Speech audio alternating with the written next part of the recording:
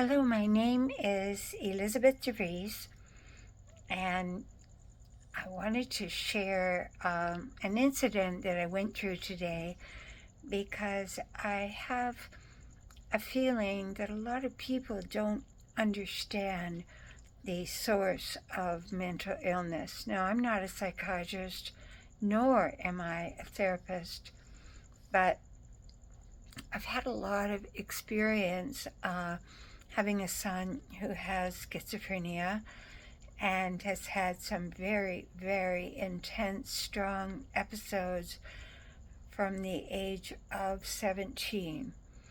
His first major episode took place in Montreal, and it wasn't extreme, but it was an indication of the pathway he was heading down.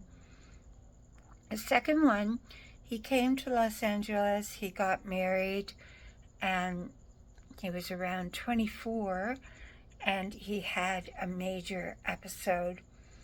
He heard voices, he became utterly paranoid, and was taken to the hospital where he spent about 2 weeks in lockdown, and they put him on very mild medicine at that time.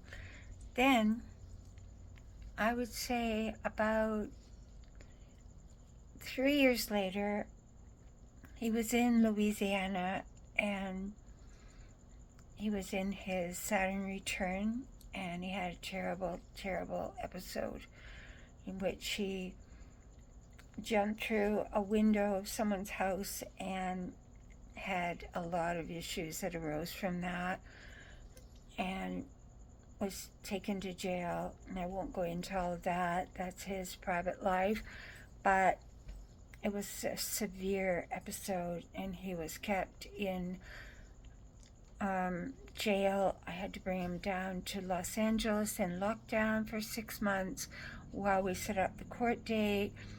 We had to fly back and forth to Louisiana to have him psychiatrically evaluated. And then at the end of Louisiana is under French law, and they don't have the most evolved attitude nor laws about mental illness, so you have to be really vigilant. I had to have a great forensic psychiatrist. I worked on the case for 8 hours a day to help him get out of Los Angeles. It's a very long story. I'm not going into it all here. We finally won the court case, and he actually, through his journey, changed the laws of Louisiana so that there's now on the books a way that somebody with severe mental illness doesn't have to be prosecuted in the same way, that they can be treated for their illness. So he did a great service to humanity indirectly through that incident. He came back here, lived with me, and he had 2 more episodes. The last episode he had, he almost passed across the veil. And then we finally, with this wonderful, wonderful psychiatrist, after 20 years of searching, we finally got a solution for him that would balance him, keep him peaceful, and let him recover from his different psychoses. And now he's a very gentle, easy to live with, vigilant about his medications, just a terrific human being. And as you all know, he's a writer, a poet. He has a genius mentality. Now, why am I bringing all this up today? Well, today I had a woman, a Facebook friend, send me a video on the fact that people with schizophrenia should not be on medication, and that she knew someone that I should go to and get him off all his meds and have him have group support. I wrote about a strong letter. It really aroused a lot in me. Not that I am a firm believer in the medical system in all aspects. Personally, I don't take any medications, but there are cases in life, there are situations in life where at this time in our involvement of humanity, we have not found a better solution to treat extreme psychoses. We just don't have it, so we have to keep the medications Andre takes actually keep him under a state of slightly being. There's my doggy. You be quiet now. You be a good girl. No barkies, okay? Sorry about that. We always have the dog incident. Keeping him calm, keeping him so he can sleep at night, keeping him so he's not ruled by the voices that plague him every day, all day. It's pretty darn amazing. So I'm grateful to my psychiatrist, but the reason I'm bringing all this up is she wrote me and she kept persisting and getting aggressive with me that I was actually not treating my son well by the fact that I was keeping him on medication.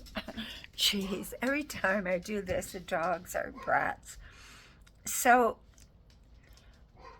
I was back and forth with her, and I said, listen, you have to understand you're arousing the tigress in me about giving advice to go off medication to someone that you know nothing about.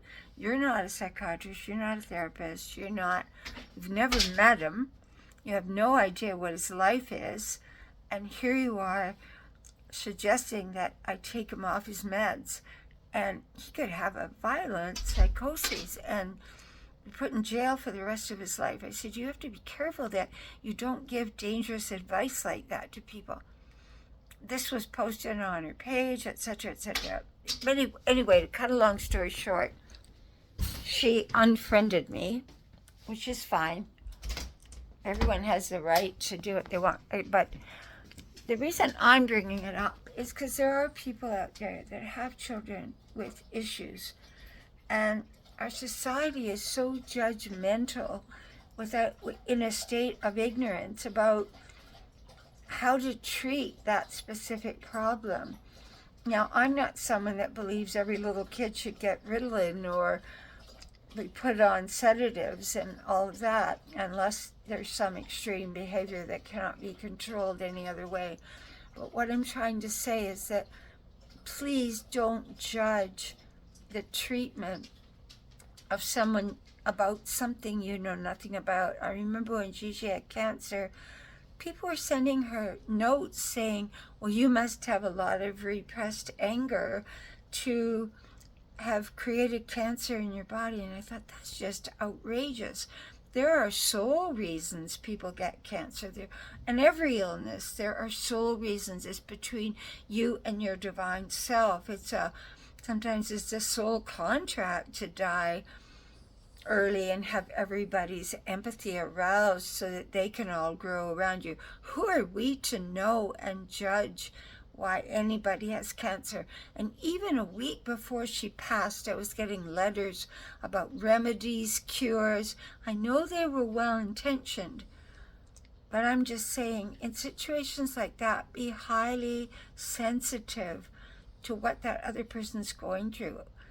A mother watching her child at that stage of illness, it's already hard enough. And more than that, it's hard on that person that's ill to get emails and advice and unsolicited advice. So I had to bring it up today because I really want people to know that in most cases people are doing the best they can, and if they have faith in the medical system, that's their choice. Because if we have our faith in something, that's half the battle of having it help us. Personally, I have faith in energy healing, in non-invasive ways of treating my own body, but that's my body and that's my choice. What you do with your body is your choice. So I'm going to do a few videos on this, on the elderly, on our perspectives on aging, and that we're supposed to get older and this is going to happen and this is going to happen. No, not necessarily. I'd like to go into this in a deeper way, but I wanted to share this today because it was really stirred me a lot. Not just about illness, but about judgment and about interjecting our ignorance into situations that we have absolutely no clue about. And beloved Andre, he's doing great. No, he can't write again. The medications have taken away a lot of his capacity to focus for long amounts of time, and his mind jumps from topic to topic to topic. But he's an absolutely incredibly wonderful, spiritual, peaceful human being, and I'm so blessed to have him in my life and to look after him, and he looks after me. It's a great blessing. I hope that it helped you to hear this video today. If you would like to join my or have a reading from me, my email address is angelicmercy44@gmail.com. Sometimes the greatest mercy we can show to somebody else is just silent, quiet, loving support and being there. Thank you. Have a beautiful day. Have a blessed day. Have a merciful day.